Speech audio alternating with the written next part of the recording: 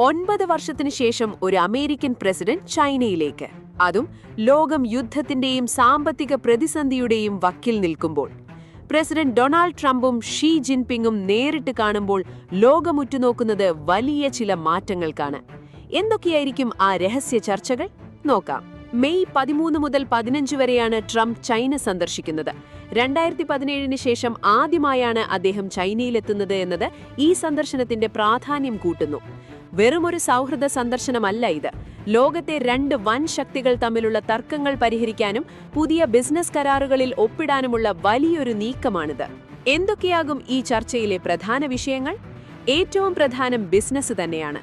China അമേരിക്കയിൽ നിന്ന് Boeing വിമാനങ്ങൾ, കാർഷിക ഉൽപ്പന്നങ്ങൾ എന്നിവ വൻതോതിൽ വാങ്ങാൻ പോകുന്നുവെന്നാണ് റിപ്പോർട്ടുകൾ.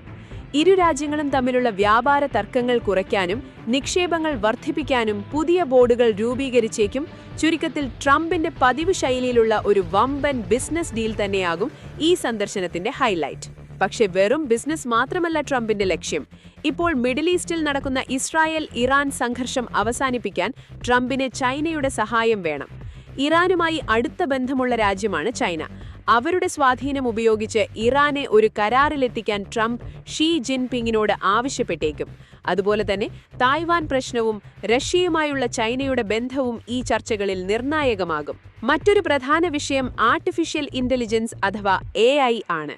ചൈനീസ് AI സാങ്കേതിക വിദ്യകളുടെ വളർച്ചയിൽ അമേരിക്കയ്ക്ക് വലിയ ആശങ്കയുണ്ട്.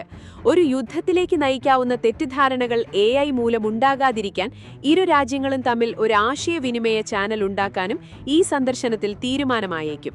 ഔദ്യോഗിക ചർച്ചകൾക്ക് പുറമെ ചൈനയിലെ ചരിത്രപ്രസിദ്ധമായ ടെമ്പിൾ ഓഫ് ഹെവൻ സന്ദർശനവും ട്രംപിനായി ഒരുക്കുന്ന വലിയ വിരുന്നും ഈ സന്ദർശനത്തെ കൂടുതൽ ശ്രദ്ധേയമാക്കുന്നു. ഈ വർഷം അവസാനം ഷീ ജിൻപിങ് അമേരിക്ക സന്ദർശിക്കാനും ഇതിലൂടെ വഴിയൊരുങ്ങുകയാണ്.